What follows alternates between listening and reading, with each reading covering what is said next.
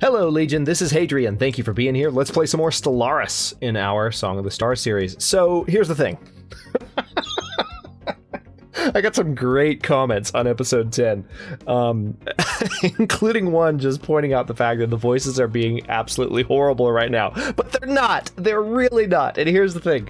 I took a close look at this Kundan race, okay? They are... First of all, they are sedentary. They're reluctant to migrate. That's not a terrible trait to have. They're just reluctant to migrate away. They're kind of homebodies. But that can be contrived into their lazy, which can be a contemptible trait. Just stay with me on this. Just stay with me. I'm gonna keep going. Could be a contemptible trait, when combined with certain other negative things. Now, what other negative things might there be to say about the Kundan race? They are deviants. These people are rebellious in nature and constantly trying to challenge the status quo. The voices are fanatic collectivists. We can't have no deviants in our wake. They're agrarian. They have a deep connection to land. They make expert farmers and gardeners. Not bad. But then they're repugnant. The physical appearance and customs of the species are considered offensive. You probably know where I'm going with this by now, don't you? To most others, and few appreciate them as neighbors. They're very strong. They have a desert preference. They're collectivist like we are, but they're xenophobes, which means they also are not big on being part of new empires and such. So here's the thing. I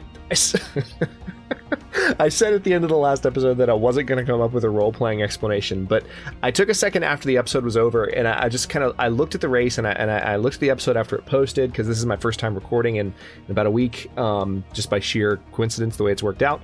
And I think we're going to purge them.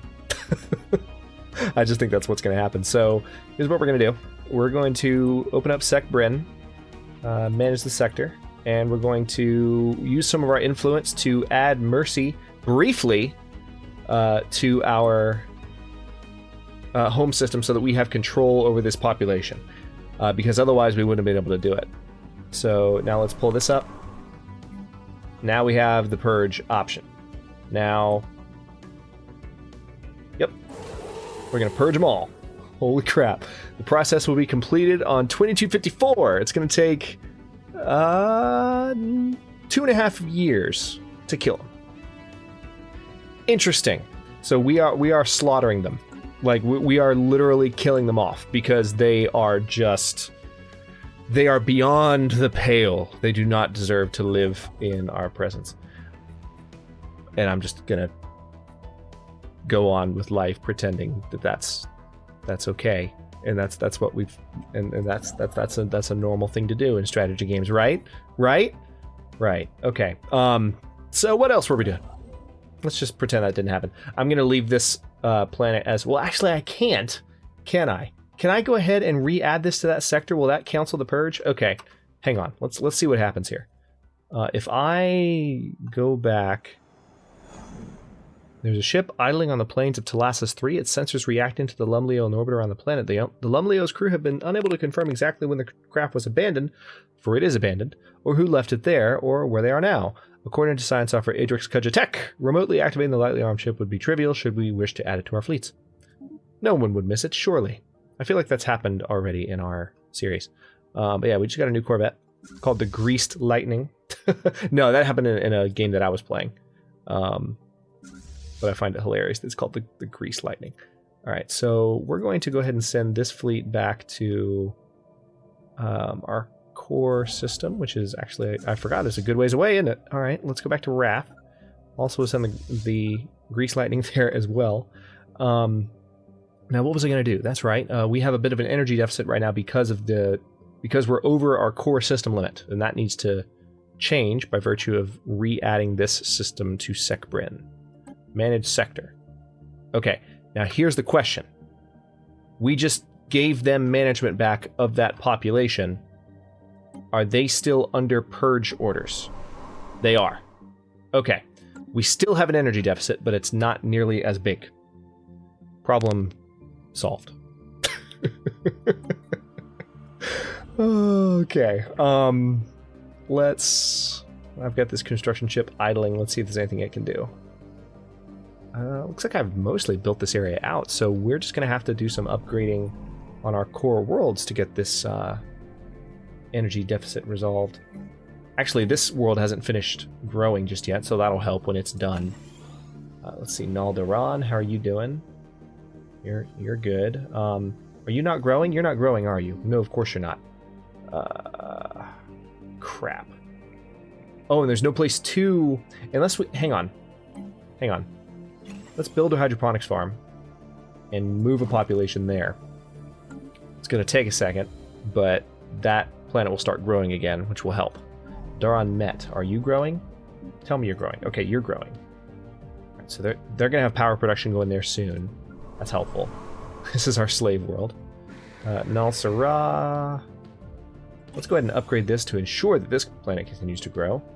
And unpause the game, so as not to have the game sitting on its butt. Massive storms are visible in the upper atmosphere of this gas giant. It might be worth the effort to study them in more detail. Sure, research it. Wait, was that our new crappy scientist? Azuli Kalizem? Is that what you're doing? Okay. Yeah, you prove yourself. You show me that you can do things. Okay. All right, so we've got this sector expanding further out here.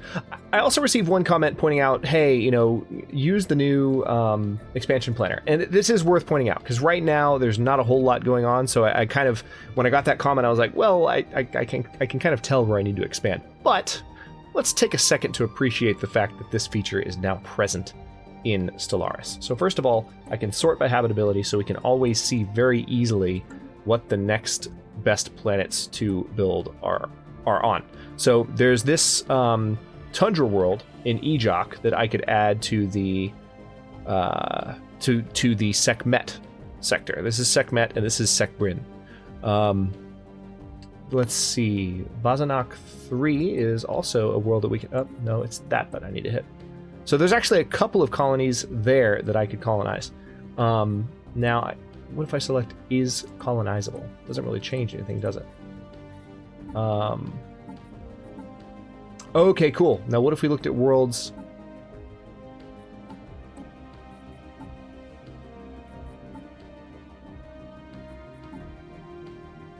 Okay, wait a minute. Yeah, these, see, this is, I just have to get used to using the expansion planner. These are habitable by other races, but not by us. So the Zikmak, which is our slave race, and then, so those actually are not habitable by the voices. See, the expansion planner takes some getting used to. So what else have we got here? It sorts by planet class, which is nice. Tell you what, let's just go ahead and select all so we can get a full list again. And let's set this to 60%. Okay.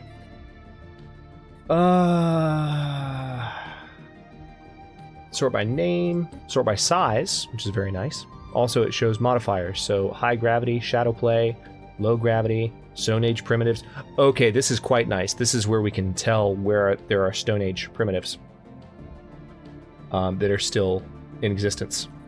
So right now, if we wanted to see Conviab, which is in our home sector, has some Stone Age primitives, which, have we built an observation post around them yet? I don't think we have. Can we around? Hang on. No, we can't. We would be getting an option right now if we had that option.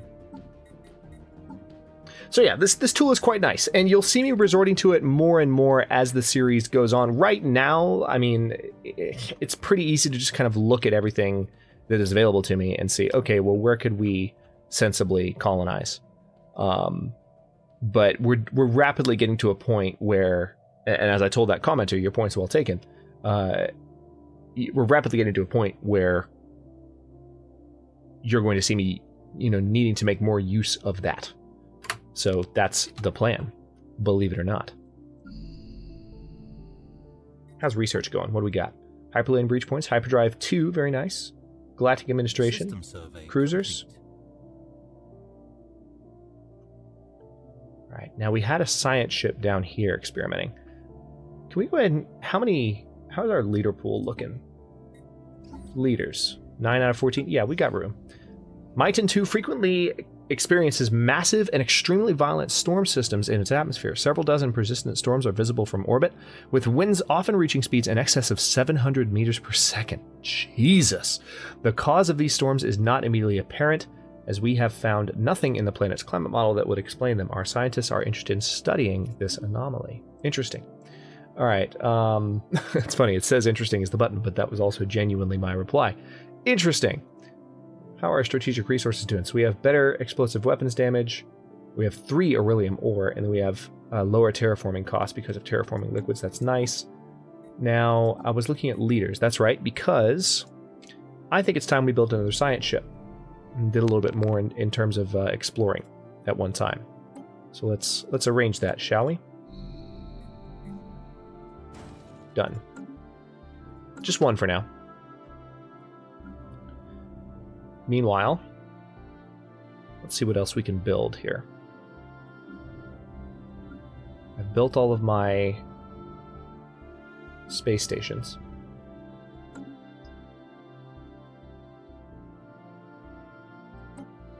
Construction complete. Research complete. Okay. Oh, good. We got some extra monthly influence from that research. Now, ooh. Oh, man, 3 good options. I'm going to go ahead and I want to do everything possible to research all the tile blocker techs as soon as possible. So we're going to go for that. All right, this new science ship is ready to go. All right, let's recruit. Now, what are your skills? Survey speed plus 25%. I like it.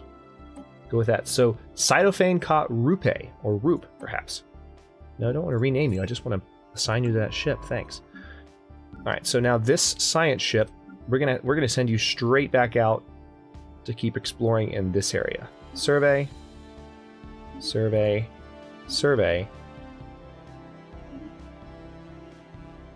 and I'll give you a few more orders just to keep you busy, and then I'll bring you back to the area that we've scanned briefly, and leave it there. Unpause. Okay, back into full tilt Empire exploring mode. Or Empire building mode rather. So we've got some factions happening right now. Looks like we've got a docile slaves faction on. Hang on. A small rectangular object on the surface of this planet is deflecting all scanning beams like a mirror. Our sensors are unable to determine its material composition. Research. Okay, so looks like we've got some folks that are upset with the Purge. Suppress that faction. Let's go ahead. I'll tell you what, I mean, we just got that extra point of influence. Let's go ahead and just suppress all of them. System survey complete. No, I don't want to grant them independence. No, sir. No, thank you. This particular... Construction complete. Nalulaz is trying to... So basically, there's a faction that actually wants one of our core worlds. It was Eulasia Prime. Nalulaz, there's a faction here that wants this planet to be liberated. And to that I say, no. Construction complete. And I hate that we are right next to a fallen empire. That's terrifying. But as some of you have pointed out, they are a... Let's have a look. They are a holy guardian. So they are dedicated to the preservation and defense of their holy sites. So... Actually, hang on. Let's see if we can find out. All right, so these are the ruler traits.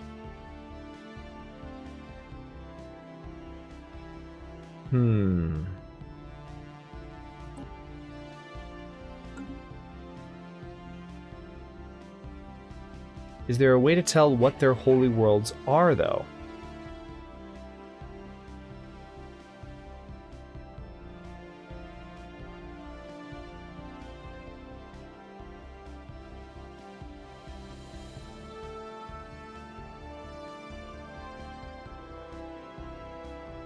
It doesn't appear so. I'm looking at everything on their screen, and I don't see anything. So maybe we'll find out, or maybe you guys can leave a comment. It's fine. I'm still trying to figure out, some of the nuances of Stellaris.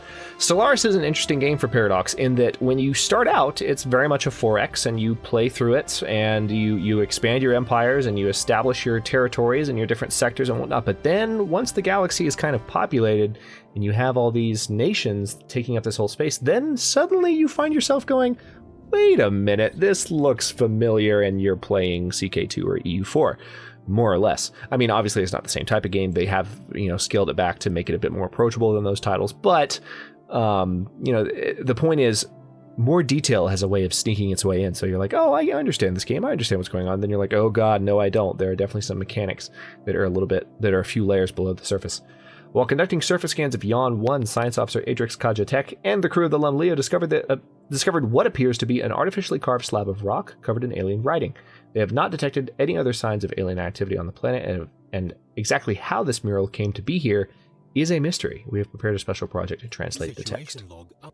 Starting to get repeat projects. Okay, another thing we have to do is I've got to focus on building up a fleet that can take on these groups, and we're almost at that point. Let's actually, can I build? Anomaly found. Cruisers are right around the corner, right? Yeah, well, actually they're not. They're months away. Do I have a better? Hang on. Do I have a better researcher than that joker? Hang on, what type of project is it? It is a Voidcraft project. I could speed it up if I replaced this researcher with a better researcher. And there is a Voidcraft bonus researcher available. Exfolio Karup. So actually it could be related to Cytophane Karup because we just promoted Cytophane. Exfoliate? That's an unfortunate name. 46. How old are you? 92. Oh, Jesus. You're going to die soon anyway. Yeah, tell you what.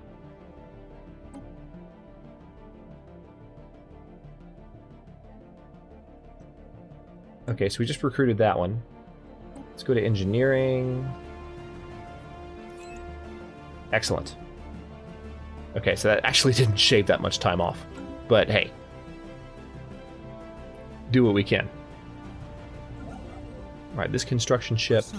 There's a little bit more you can do here. Build some research station. Hey, Hyperdrive 2 is done. Very good. Research Institute would probably be a good idea. But also, so would Sentinel Point Defense. And so would Physics Lab. Damn it, so many options. Let's go ahead and go for the Research Institute first, because that's a rare tech. Let's go ahead and upgrade these ships for their new hyperdrives. Do you not need an upgrade? Are you already that awesome, Grease Lightning?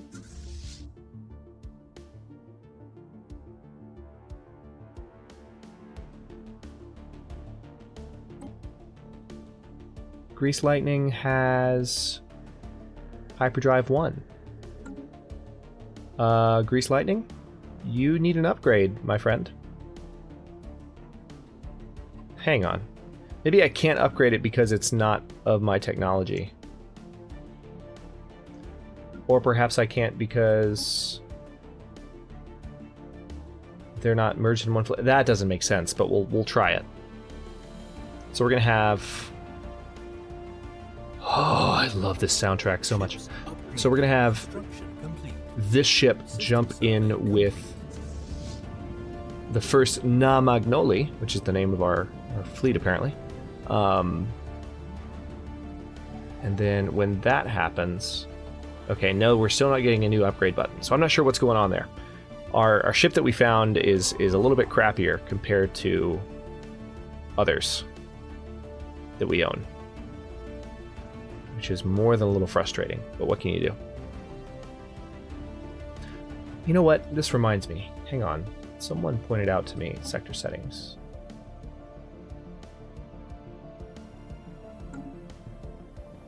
I don't remember what the advice was now, and I don't want to sit here going through stuff on my phone while I'm recording, but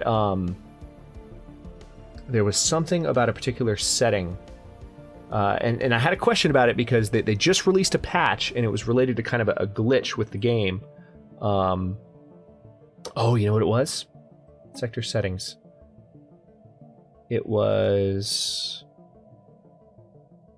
space construction. That's what it was. So if you leave this on or something, there are negative repercussions. What I'm going to do, because they did just release a patch and maybe it got fixed, is for this recording anyway, I'm going to leave it on, but we might come back to the space construction sector setting and play with that. Because, this game is still in active development and they do patches, and every now and then a bug sneaks its way in, and apparently there was something that was causing construction issues. So far, I don't see anything getting in my way, but it's worth keeping an eye on. Let's have a look at our central worlds again here. Now this planet does not appear to be growing. Oh, it is. So where's the newest pop? Oh, it's right there. Duh, I'm blind. Alright, let's build a mining network there. Oh wait, no. Cancel. Yes. Did I see... Yes, mineral processing plant. Absolutely. More minerals on that planet. Now... Okay, good. This planet is once again growing because we reassigned that population earlier in the episode, so that worked out pretty well. Let's go ahead and do a science lab there. This planet's still growing. We'll do a science lab there as well. We're just getting some preemptive buildings in place. Yeah, these slaves are still not happy. Right, so we've got some purge protesters.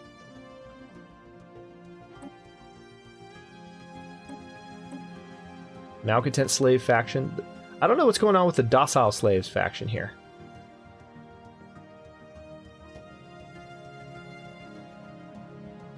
Where are you? On Nalgaranth, Kasalosh, and... On Nalgaranth? How do we have a slave on... Wait a minute. Hang on. Pause.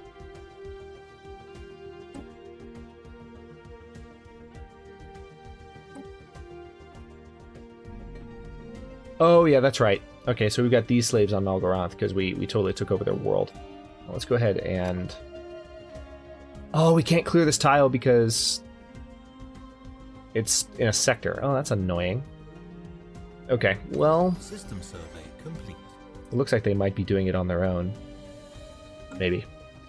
Alright, so it seems like there's actually a faction of our race, which is what I was trying to figure out tonight. There's a faction of the voices that is opposed to this slavery on Valon. So there are some good guy voices, apparently. You're supposed to be collectivist. You're supposed to be of a hive mind. There's none of this rebellion crap. Are these Stone Age primitives? Or are there Stone Age primitives in addition to this Valon race? God, you're ugly. High quality minerals coming from that planet. That's helpful.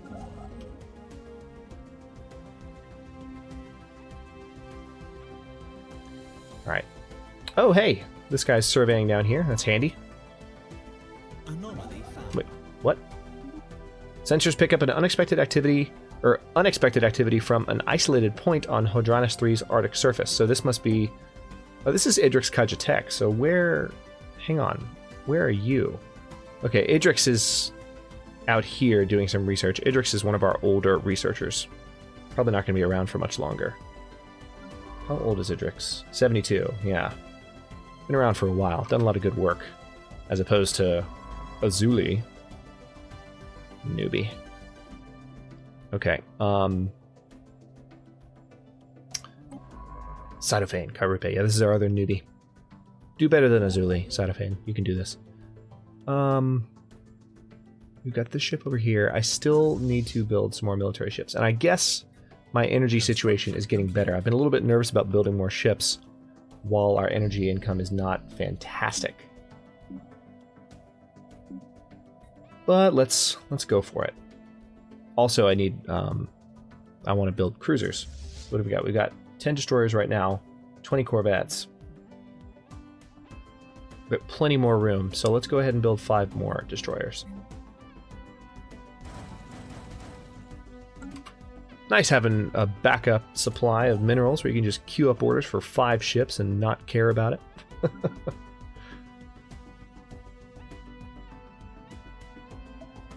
Yeah, so the expansion planner is going to be handy for finding the worlds that the voices can colonize.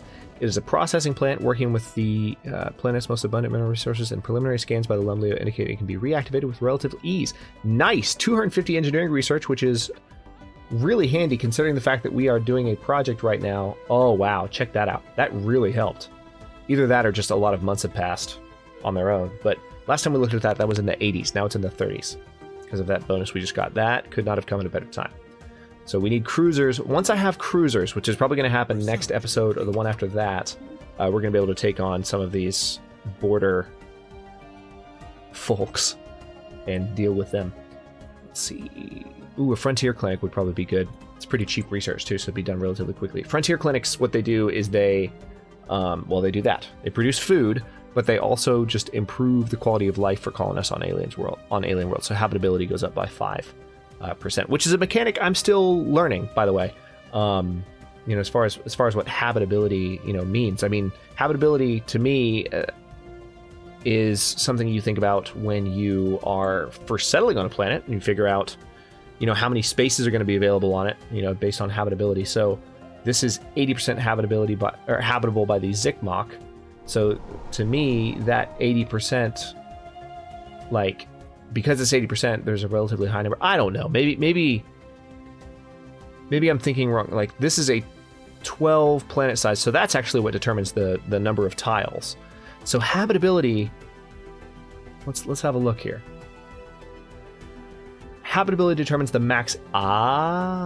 There you go. Determines the max happiness of a pop. So the extra 5% habitability actually means that the populations will be happier.